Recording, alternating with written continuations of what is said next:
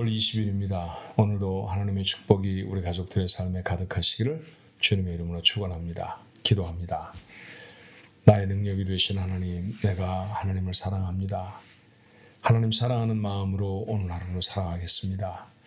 하나님이 우리에게 말씀하신 것들을 따라가는 삶을 살아갈 수 있도록 저희들에게 힘이 되어 주옵소서. 저희들을 도와주시옵소서. 오늘도 우리가 놓여있는 삶의 자리는 참으로 참담합니다. 우리의 주변에 들려오는 소식들은 우리의 마음을 어지럽히시오. 그러나 그 가운데서도 하나님의 뜻은 있을 줄 압니다. 하나님의 선하신 뜻이 나타나도록 우리가 기도를 모으게 하시고 믿음을 다듬을 수 있도록 귀한 시간을 더하여 주옵소서. 귀한 시간에 하나님을 만나고 하나님을 마음에 담는 예배의 시간이 되게 하시기를 소원하옵고 예수님의 이름으로 간절히 기도하옵나이다. 아멘. 찬송가 주 예수 크신 사랑 205장입니다. 잘 아시는 찬송가들이죠? 오늘도 힘있게 우리 한번 찬송해 볼까요? 주 예수 크신 사랑 함께 찬송하십시다.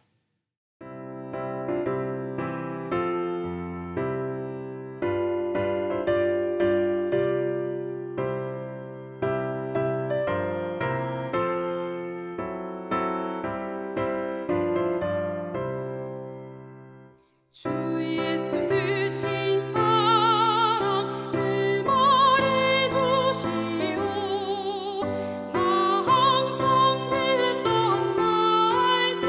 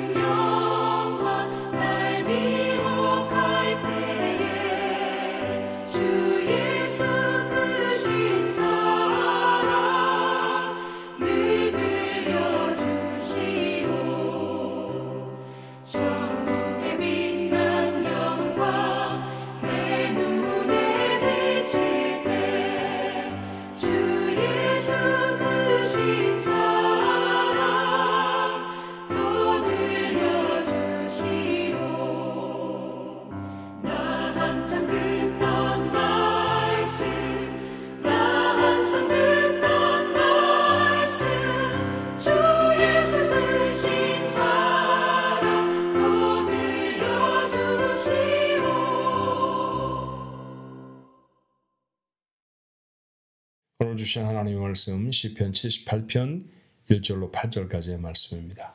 시편 78편 1절로 8절의 말씀. 자, 늘 한 목소리로 하자고 하잖아요. 성경 읽을 때 목소리 하나로 맞출 수 있으면 마음도 하나가 될 수 있다는 믿음이 있어서 그래요, 여러분. 우리가 다 각자 자기 처소에 흩어져 있지만 그러나 우리의 자리에서 하나님의 말씀을 같은 목소리로 한번 읽어봅니다. 1절부터 읽습니다. 내 백성이여 내 율법을 들으며 내 입의 말에 귀를 기울일지어다.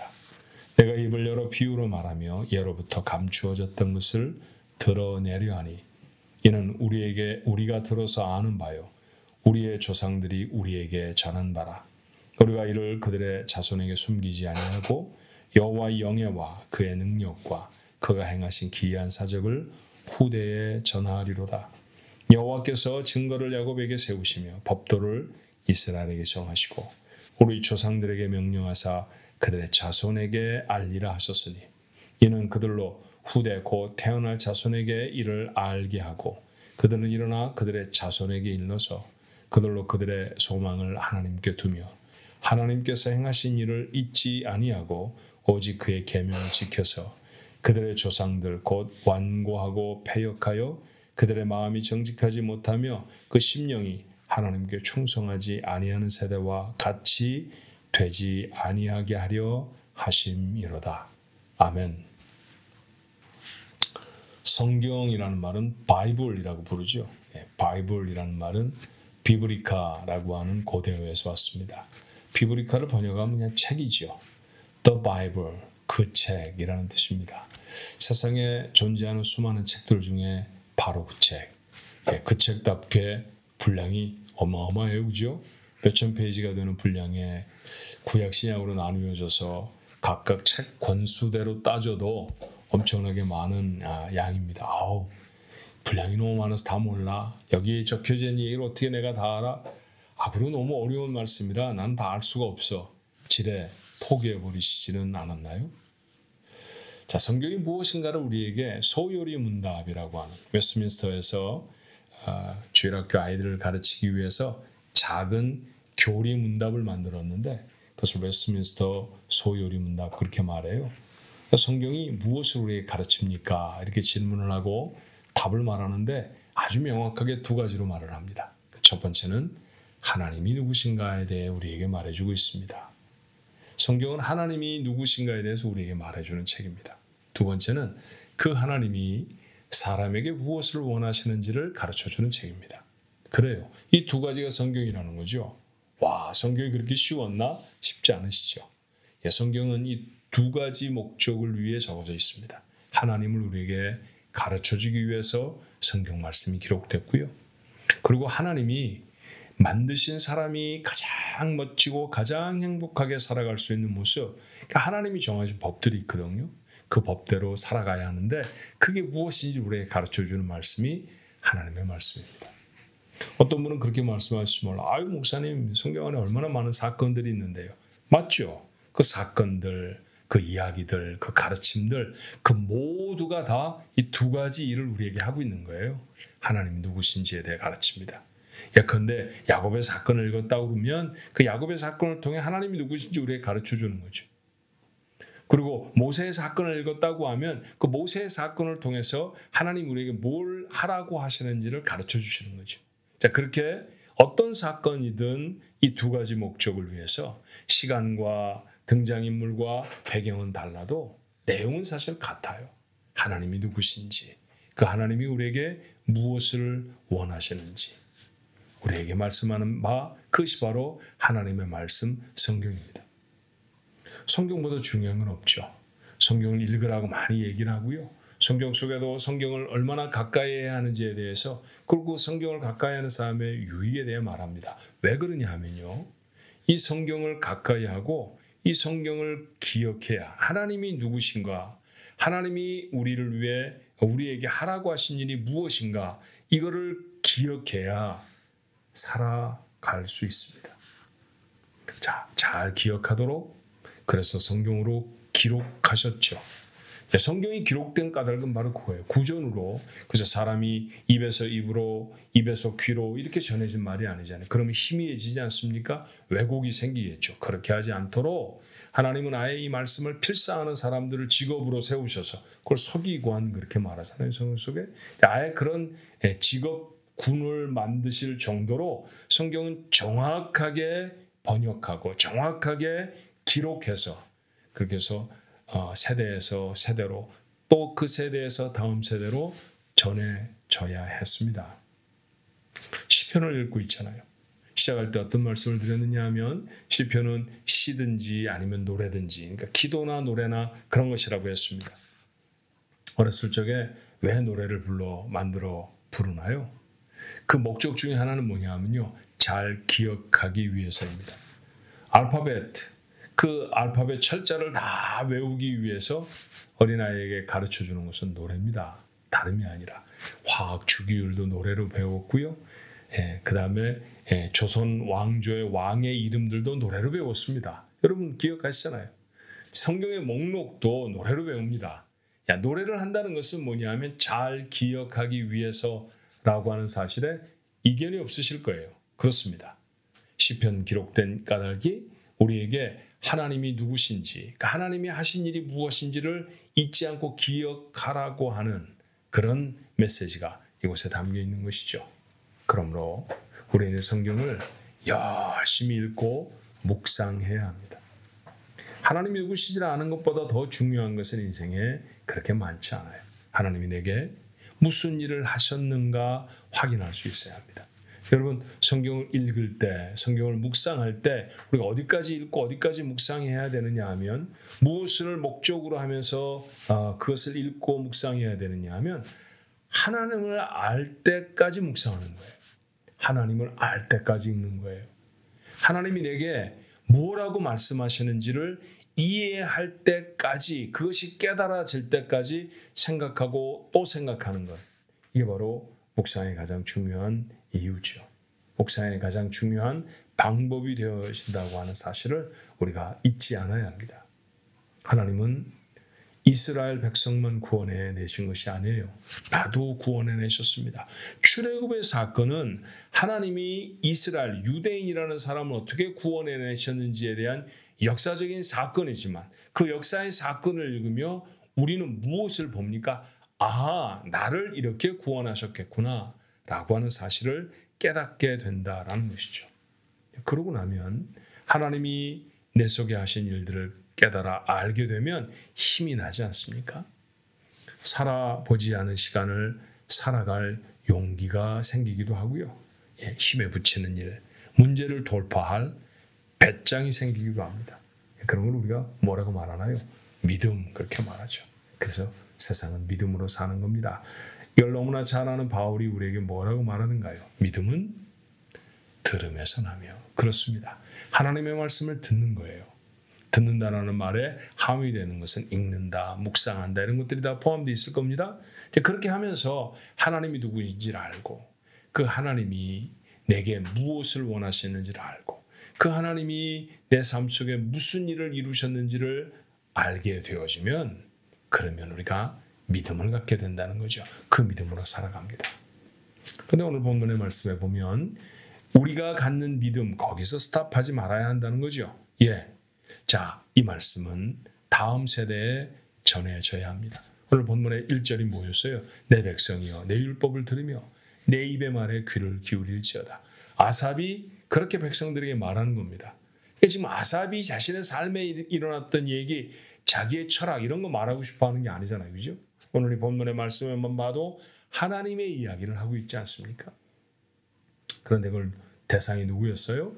본문에 반복되는 한 단어가 있습니다. 후대 혹은 자손. 다음 세대죠. 우리의 자녀들입니다. 우리의 자녀들에게 계속해서 말씀을 전해야 한다는 거죠. 아삽이 백성들에게 말했듯이 내 삶에 담긴 하나님, 내 삶에 하나님이 하신 일을 내 자녀, 내 후손들에게 전하는 거예요. 그런데 이런 거죠. 자, 성경을 읽으면서 야곱에게 이런 일이 있었어, 이스라엘 백성에게 이런 일이 있었단다, 또 모세는 이렇게 일을 했지, 바울은 이랬었어 라고 말하는 것도 중요합니다. 그렇지만 그 말씀을 읽으며 살았던 우리의 삶을 이야기할 수 있어야 되잖아요. 예를 들면 우리가 맨 처음 이민을 와서 여러 잡들을 가지면서 투잡, 쓰리잡 그렇게 하시면서 삶을 일궈내셨던 우리의 앞에 선 그런 선배 세대들이 있었죠. 그분들은 얼마나 외로우셨을까요? 그분들은 말이 잘 통하지도 않는 세상 속에서 직장 생활을 하느라 그리고 살아가느라 얼마나 많이 고생을 하셨겠습니까? 한국보다 훨씬 풍요로운 문화를 만날 수도 있었지만 고향을 떠나 미지의 땅에서 살아간다는 것은 매일매일이 불안하고 두려운 일이었을 것입니다. 그런데 어떻게 사셨나요? 하나님 의지하며 살았죠. 잡에서 나가라고 그 직장에서 그 직장을 잃어버리게 되는 과정이 생겨졌을 때 그분들은 무엇을 하셨을까요? 하나님 도와주세요. 가족을 부양할 수 있도록 내게 직장을 주세요. 그렇게 기도하셨을 것입니다. 말도 통하지 못하고 우리 보험도 없어서 의사에게 찾아가지도 못했던 분들이 병에 걸리셨을 때 어떻게 하셨을까요? 하나님 고쳐주세요. 병원에 갈 수가 없어요. 그러니 하나님이 고쳐주셔요. 그렇게 기도하면 그들은 나았죠. 그렇게 집을 사고 그렇게 자동차를 사고 아이들에게 방을 만들어주고 공부하게 하고 좋은 대학에 보내고 그 아이들이 좋은 잡을 가졌습니다. 그게 바로 전 세대가 하나님의 말씀을 마음에 담고 살아낸 그 세월들이죠. 그런데 그 자녀들이 살아가는 세상도 만만치는 않습니다. 우리와 1세와 같이 1세들이 안았던 문제들을 안고 살아가는 것은 아니겠습니다만 그들의 가정에도 갈등이 있고요. 그들이 직장 생활을 하는데도 문제가 있고 그리고 그들이 가는데 필요한 것들을 얻는 과정도 결코 쉽고 순탄한 길들은 아니에요. 어떤 때 자녀가 어깨를 늘어뜨리고 엄마나 힘들어, 아빠 너무 어려워요 라고 말할 수 있죠. 그때 여러분 무슨 말을 해주시겠어요? 참으면 돼, 조금 더 노력해봐가 아니라 여러분의 삶에 하신 하나님을 얘기하는 거죠. 내가 3단 백을 들고 미국에 도착했을 때 내 주머니에 얼마 없었던 그 돈들을 가지고 어려운 세상을 살아갔을 때 나를 도와주신 하나님이 계셨다. 그때 하나님이 나를 도와주셨어. 기억해내는 거라고 했죠. 그러면 자녀들에게 뭘 얘기해 줄 수 있어야 합니까? 아빠를, 엄마를 그렇게 도와주었던 하나님이 너희도 도와주실 거야. 기대하게 하는 것이죠. 나라가 참 많이 어렵습니다. 한국도 어렵고 우리가 사랑하는 미국도 어렵죠. 한국도 예전 같지 않고 미국도 예전 같지 않다는 얘기 너무 자주 듣습니다. 그런데 여러분 우리 알잖아요. 예전에 참 좋았던 미국. 어떻게 이런 땅이 있을까? 어떻게 이렇게 평화로운 땅이, 어떻게 이렇게 믿음으로 살아가는 땅이 있을까? 우리 그랬던 적이 있었거든요. 그때 하나님이 도우셨잖아요. 지금 많이 어지러진 것 같아도 그렇다고 하면 지금 어떻게 해야 할 겁니까? 두려워하고 힘들어하는 젊은 세대들을 일으켜 세우며 말해야 합니다. 그때 하나님이 도우셨습니다. 지금도 하나님은 일하실 것입니다. 그러니 하나님께 기도합시다. 그렇죠? 한국 땅에 그 가난했던 시절을 이기게 하신 분이 하나님이시라는 사실을 부인할 사람이 몇이나 되겠어요? 그 어마어마한 일들을 우리는 삶으로 체험하면서 살았죠. 그렇죠? 지금 만약 또 다른 문제와 어려움들에 어려워하고 있는 나라와 민족, 그런 한국에 있는 친척이나 교회들이 있다고 하면 무엇라고 전해주어야 하겠습니까? 그때 하나님이 돕지 않으셨습니까? 여의도 광장에 가득 모여서 빌리그램의 설교를 들으면서 우리가 하나님 앞에 믿음으로 나아갔을 때 그 백성을 불쌍히 여기시고 베풀어 주신 축복, 그 축복을 주셨던 하나님, 여전히 지금도 하나님이십니다. 그러니 그 하나님 앞에 구합시다. 하나님은 우리나라 우리 민족을 사랑하실 겁니다. 얼마나 힘 있는 말이 되겠어요? 그렇게 하나님을 전해주는 거죠. 아삽처럼 말입니다. 내 삶으로 써내려간 성경을 나누어줄 때 자네들에게 얼마나 큰 힘이 되는지 몰라요. 그렇게 전하면 다음 세대가 어떻게 된다고 했습니까? 7절의 말씀에 보니 소망을 하나님께 둔다고 했어요. 세상에 물질에 소망을 두는 것이 아니라 부모가 그렇게 어려운 세상을 하나님의 손을 붙들고 살아왔다는 것을 그때 내 손을 붙들고 함께 지나왔던 분이 하나님이시구나 라고 하는 사실을 알게 되는 세대는, 그 세대는 하나님께 소망을 둡니다. 더 나아가서 하나님이 행하신 일들을 기억해내는 거죠. 부모에게만이 아니라 우리의 삶 속에, 어쩌면 성경 속에 일어났던 사건들이 모양과 형태를 바꾸어서 우리 삶에 이렇게 일어났구나라고 하는 간증을 갖게 되겠죠. 그러면 그 세대는 하나님의 법을 지키며 삽니다. 여러분, 그러면 어떻게 될까요? 성경은 여기까지밖에 얘기 안 하지만 그 다음에 일어날 당연한 결과를 아시잖아요. 그 세대는 복받는 세대가 됩니다. 말씀을 전해줘야 다음 세대가 복을 받죠. 여러분에게 자녀보다 소중한 것 많지 않습니다. 우리 세대에 우리의 다음 세대보다 소중한 것은 그렇게 많지 않아요. 그 소중한 세대가 복받을 수 있도록 하나님의 말씀을 전해줄 수 있게 내 인생에 써내려가신 하나님의 사건을 내 입으로 간증해낼 수 있도록 우리의 용기를 가질 수 있게 되길 바랍니다. 그렇게 하나님을 기억하고 하나님을 간증하고 하나님을 전하는 세대, 우리 세대가 되어지기를 주님의 이름으로 축원합니다. 기도하겠습니다. 수많은 불확실함이 우리 앞을 지나가지만 그 중에 가장 확실한 분은 하나님이십니다. 그 하나님이 나를 살리셨고 그 하나님이 나를 오늘까지 존재케 하셨습니다. 그 하나님이 내 인생에 써내려가신 사건들을 제가 모르지 않습니다. 덮어놓지 않게 하옵소서. 우리의 자녀들에게 내 인생의 성경을 꺼내서 저들에게 하나님이 하신 일들을 얼마나 우리가 이야기하며 살았나요? 그 용기가 저에게 있게 하시고 그렇게 전해지는 하나님이 우리의 다음 세대의 믿음이 되게 하시고 저들이 복받는 세대가 되어지도록 하나님 앞에 서게 하옵소서. 오늘 말씀을 나누는 가정들마다 하나님 그렇게 자신의 자녀들에게 하나님의 말씀을 전하게 하시고 온 교회가 다음 세대에 하나님의 말씀을 심어주는데 애를 쓰고 노력을 더하는 귀한 교회가 되어지게 하옵소서. 그 교회를, 그 가정을, 그 믿음의 사람을 하나님 축복하실 줄로 믿습니다. 이 큰 복을 받는 오늘 하루가 되게 도와주옵소서. 예수님의 이름으로 간절히 기도하옵나이다. 아멘.